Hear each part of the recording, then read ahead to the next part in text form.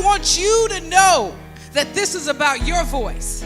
This is about how important it is for you to see that regardless of what neighborhood you come from, if you come from a single parent like me, if your father was killed like mine was, and I still went on to become a doctor, it doesn't matter how poor you are. It does not matter.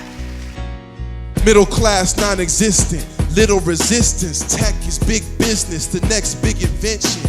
Another shuttle bus, another eviction, another protest to increase the tension, another crime committed, another conviction. Can't find a room in my city, but it's room in prison.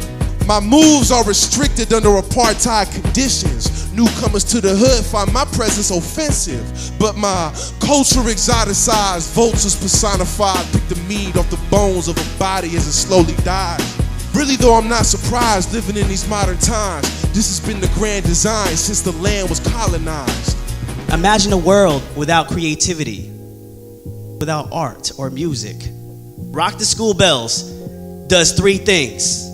It educates, it empowers, and it provides exposure.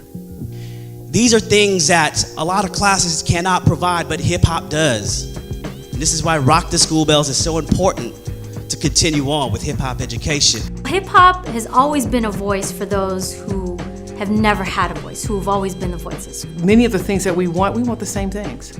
And we can collectively change the world. We have a responsibility as educators to bear the weight of teaching our students that their own personal stories is very important to have in the classrooms. And seeing that transform the last 9 years is quite evident. And we're looking forward to our 10th year. I say rock till y'all say school bells rock.